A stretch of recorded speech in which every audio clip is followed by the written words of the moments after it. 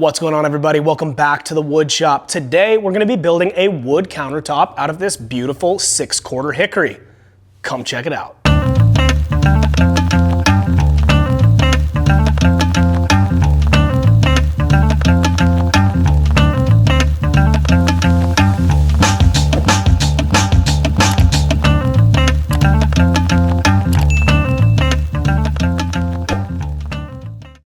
Alrighty, so we have this beautiful pile of 6/4 hickory that we actually had up in the rack in our shop here. It was left over from a project that I actually, when I went to go purchase the material for this project a little while ago, we ended up loving this batch of material so much we just bought some extra, knowing that at some point we would be using it. I had a good friend give me a shout. He's building a new construction, actually like a little addition to his home, and they're building another small kitchenette in this building. And they wanted something that was really nice, that would be, you know, the counter space, and it's about 10 feet long, 26 inches wide. And I said, hey, let's make it out of hickory. So what we're gonna do is we're gonna make a butcher block style countertop. You may have seen these available in Home Depot, at IKEA. And my buddy was looking at these products and just didn't quite like the look of it, wanted something that was more custom. The dimensions are a little bit more difficult to find in those pre-made products that some of the big box stores offer. And we had this pile of hickory, so I said, you know what, dude, let's make something custom for you. So what we're gonna do is, most of this hickory is pretty straight. We got one board that has a little bit of a hook to it. We're gonna throw our track saw on here. We're gonna get some straight edges, and we're gonna rip a bunch of 2-inch wide pieces in the table saw. We're gonna get them glued all together.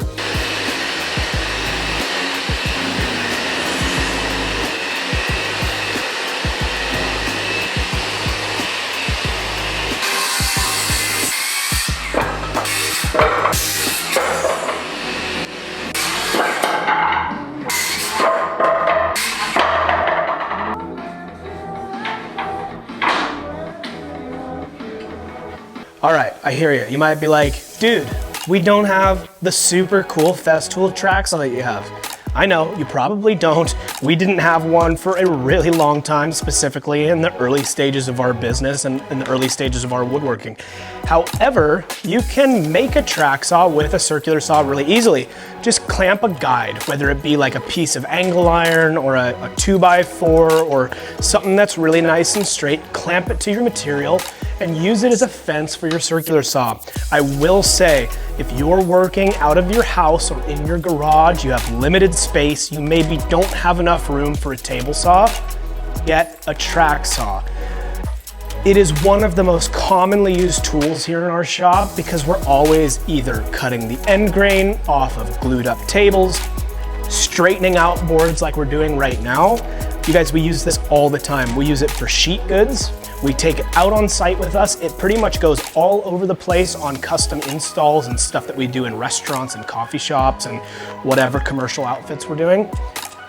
DeWalt, Makita, a few other brands make really good quality track saws that you can get at Home Depot or big box stores for a pretty affordable price. We have the Festool line of products, the sanders, the router, all that stuff with the vac. So we had purchased the track saw quite a while ago, and I tell you what, we use it all the time. So we're gonna get these edges ripped down, cut the rest of it in the table saw.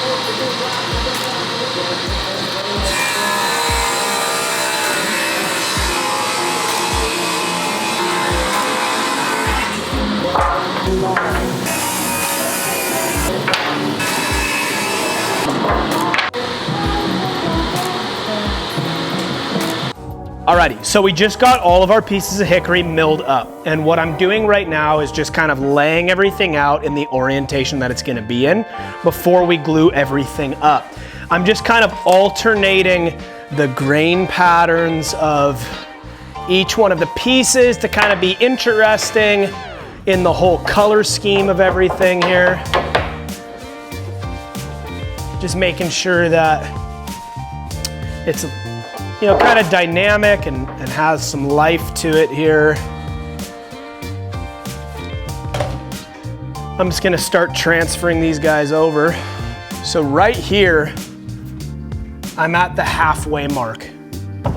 And so what I'm gonna do is I'm gonna flip this piece upright. And I'm gonna grab some of our 2-inch blue tape. And just so I don't put glue on this piece, all I'm gonna do, I'm just gonna put a 2-inch, or just a little 1-inch piece of tape all the way down here. This just shows me that when I'm pouring glue and getting this whole thing set up, that I'm not gonna glue this surface. Although we are gonna glue this whole thing up in the exact orientation it's gonna go in. This just gives us a good reminder to not glue that piece. I'm gonna do the same exact thing to the one that's gonna be butted up right against it. And then we'll just keep transferring the rest of these pieces over here.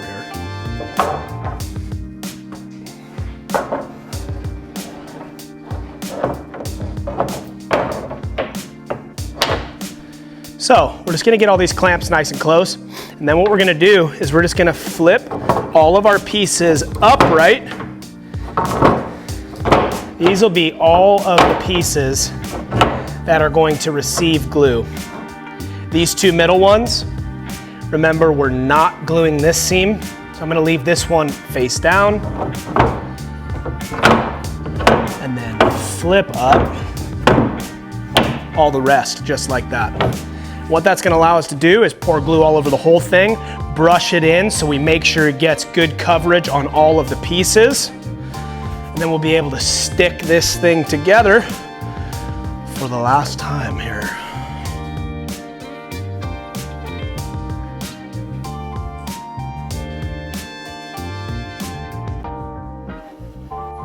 All right, so now that I got glue all over the place here, making quite the mess, I'm just gonna throw on a rubber glove and we're just gonna basically spread this glue out just all over the gluing surfaces that we're gonna be sticking together here. So we're just getting good, kind of even coverage all over the place. And remember, we're planing this whole thing nice and flat. So the key here is just getting as much glue in the seams as we possibly can here. All right, so I feel pretty good about the coverage of glue that we have so far here.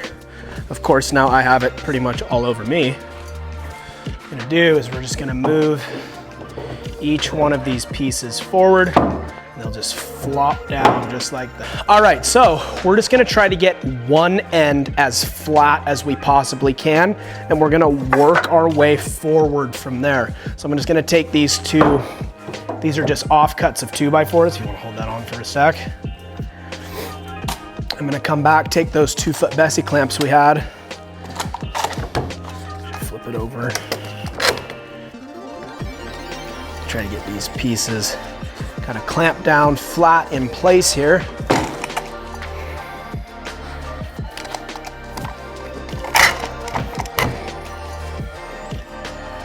Alrighty, and then if you want to hop up onto the table,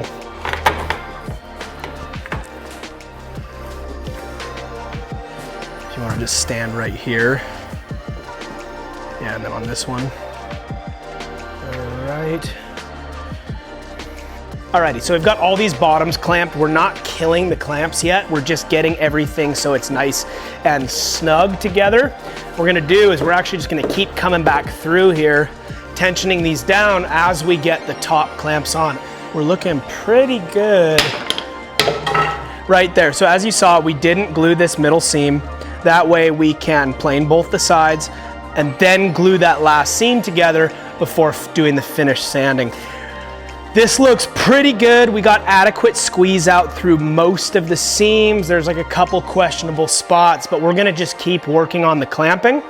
Let this thing sit overnight, come back tomorrow, get them planed down, get the last glue up set in place, and then we'll be in pretty good shape setting ourselves up for getting this thing finished by the end of this week here pretty quick. So we're just gonna keep on manipulating the clamps just a little bit and then let this thing sit. Alrighty, so we let this countertop sit in the clamps overnight. What we're gonna do is we're gonna pop all these clamps off. We're gonna knock some of the ridges of the glue down so we can plane this thing, and then we'll re-glue that middle seam that we taped yesterday while we were gluing this portion up. So we're gonna get these clamps off here and we're gonna send it through the planer, get it nice and flat. All right, so our two pieces came apart super easily. So just gonna get these over to the sawhorses here so we can get kind of just the roughness of the glue sanded down. This hickory is so heavy, but it's super dense and I think it's gonna last a really, really long time. As you can see, the plastic that we laid down on the outfeed table here went to good use because it is absolutely covered in glue drippings.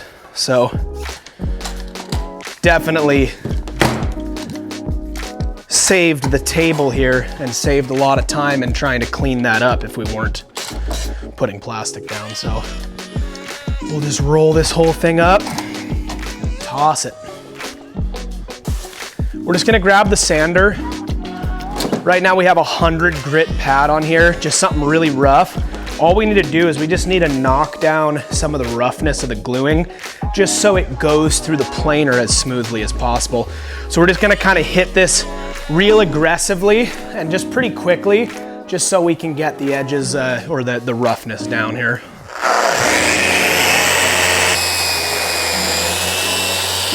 Alrighty, so we just got most of just the heavy roughness knocked down with the sander.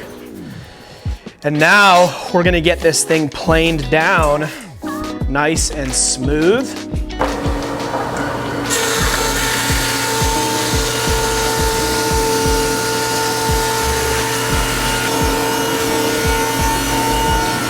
Okay, so we just got both of our halves of the countertop planed down, and as you can see, it looks so nice. This is super cool.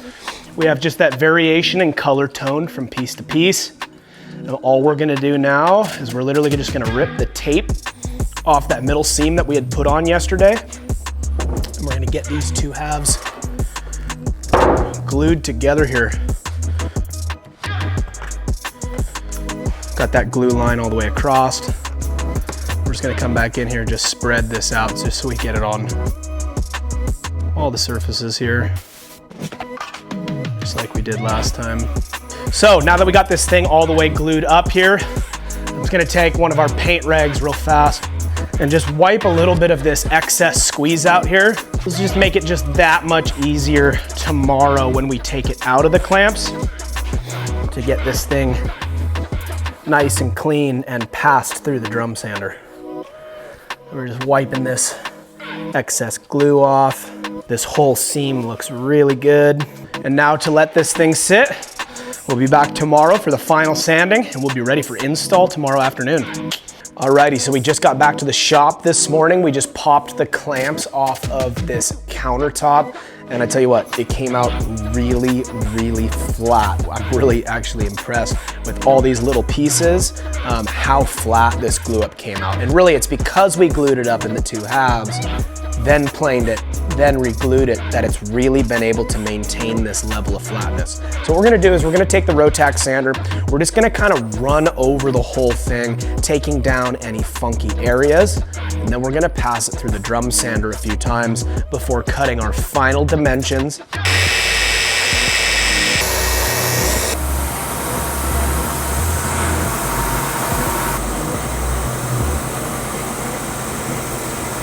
All right, so we just got this through the drum sander probably like 10 times.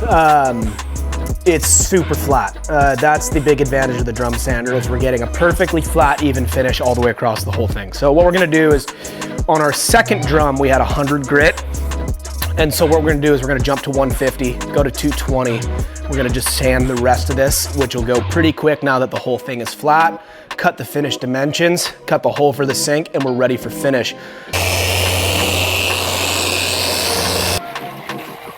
Alrighty, so we just got an initial sanding. This thing is so smooth already at only 150 grit sanding. So what we're gonna do is we're gonna cut our finished dimensions on the countertop here. So our total depth is 25 3/4, but I wanna cut both sides so we make sure we have a nice, clean, finished edge on either side.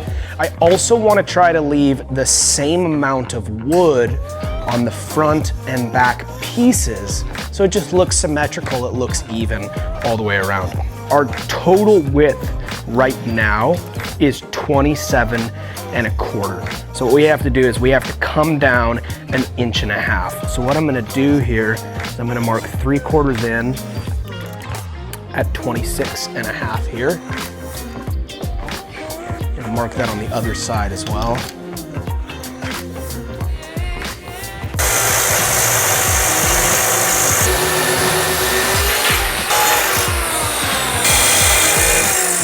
All right, so we grabbed the cutout template of the sink that Maddie and his wife Felicia purchased for this space.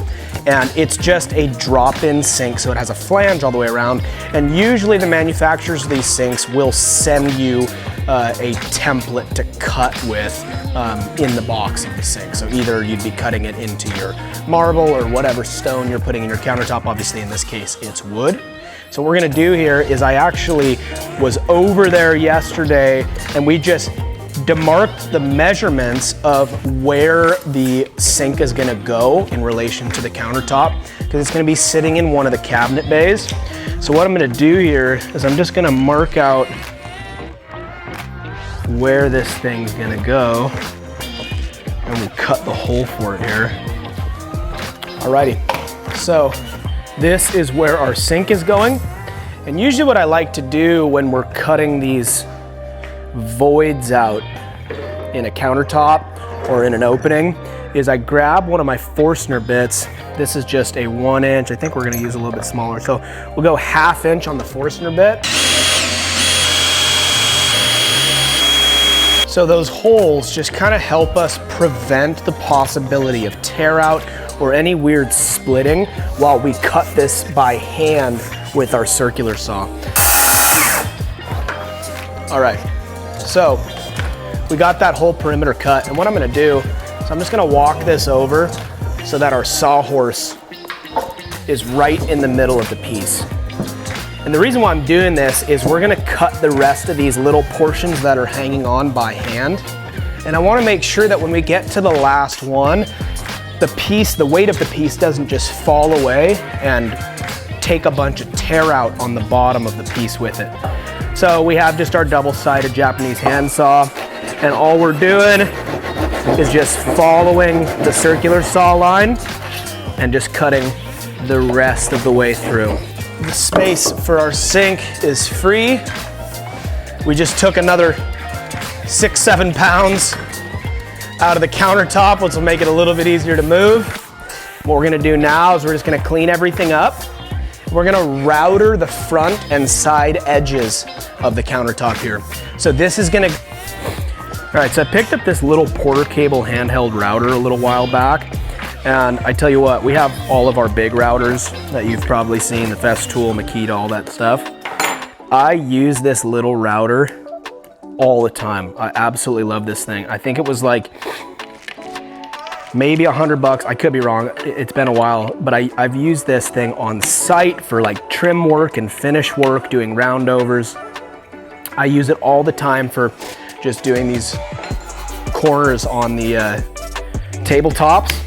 So what I did is I just threw this little 45-degree chamfer bit in here, and I'm just gonna basically bring it up to like 3/16 depth here. I'm just gonna run it along this front and side edge here. It's gonna just give us this really clean, beautiful 45-degree edge on the whole thing here. What I'm gonna do first though, is I'm just gonna round over with the sander, this corner. I don't want anybody to catch this corner. There's a doorway, and you'll see it when we install it. There's a doorway coming in kind of right next to this counter. And I feel like anytime we leave a sharp corner, somebody's gonna catch it with their hip or run into it. Or Maddie and Felicia have a 2-year-old Elsie, and soon enough she's gonna be at the height where she could run into it even. So we're just gonna round this edge over before doing our corners, and we'll just do that by hand here. So what I'm gonna do is I'm actually just gonna grab something round. Here, I got this washer right here. It's gonna hold it right into the corner.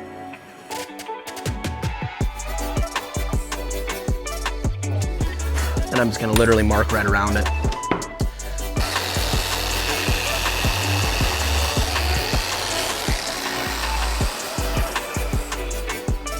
There's a perfect little just 1/4 inch round over. That way we just knock that sharp corner off.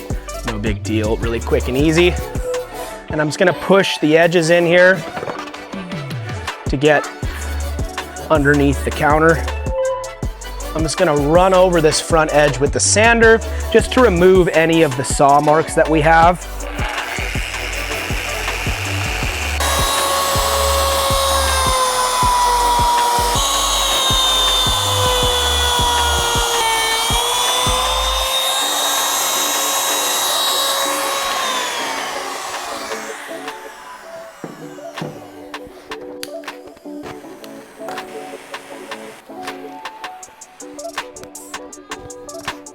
Alrighty, so we are ready for finish. We're gonna put 1 coat right away of the super penetrating oil from Odie's Oil. This is just gonna help seal up this the whole countertop here. And then on top of it, we'll do the original formula from Odie's Oil. We'll do that probably sometime tomorrow. But this super penetrating oil will just dive down into the grain, sealing everything up. And after we put a coat of this and maybe 2 coats of the general purpose finish from Odie's Oil, it'll be pretty darn close to waterproof. The awesome thing here, and as you've probably heard in several of our videos, Odie's Oil is 100% natural and non-toxic. So they could legitimately do food prep right on their countertop and not have to worry about some chemical-based formula that could either be a hazard to them or somebody else. But this stuff, 100% natural, non-toxic. It's the only thing we really use anymore here in the Schooner Creek Designs wood shop. So mixed up really, really good. Get it kind of to that honey consistency.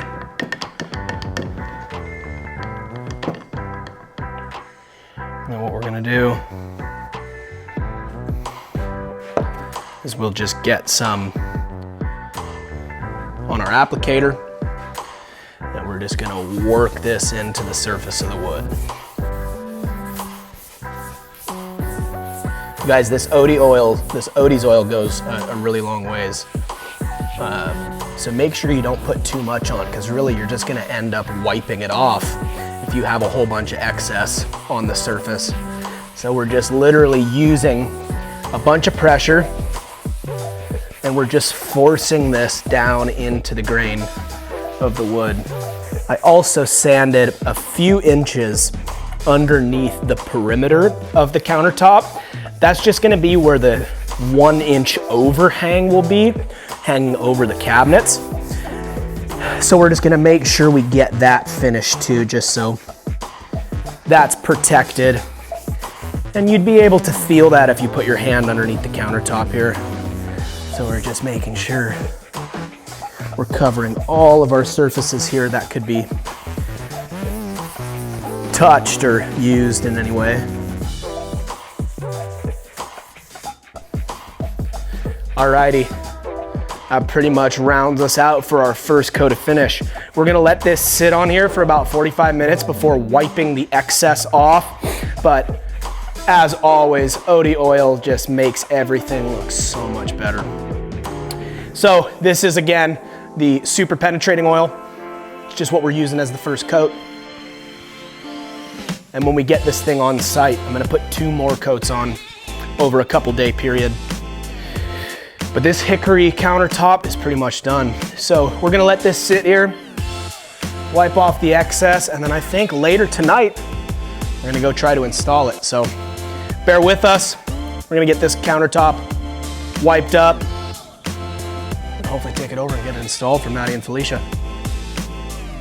We just brought the countertop over to Maddie's house, and we were measuring out going up this staircase in the back here, and I think it's gonna be pretty tight to rotate this thing through the door. So we are gonna lift it through the currently framed front deck that is not decked yet, and try to hoist it up into the slider door without dying. So that's the current plan here. So I think we got this, Maddie. Right there.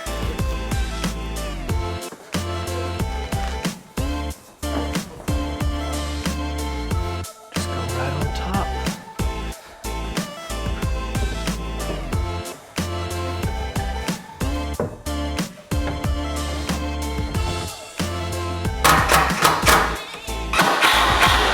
The hickory countertop is done. We just got this thing installed and mounted to the cabinet bodies. It just fit up super well. The color is spot on, matches and complements the flooring really, really well. The color of the cabinets are absolutely out of this world. So we're super happy with how this thing came out. We're probably gonna give it 1 or 2 more coats of oil, caulk all the way around the edge, but this thing is done. You guys, thanks so much for watching. If you found this helpful or inspiring in any way, please hit that like and subscribe button. We'll see you on the next one.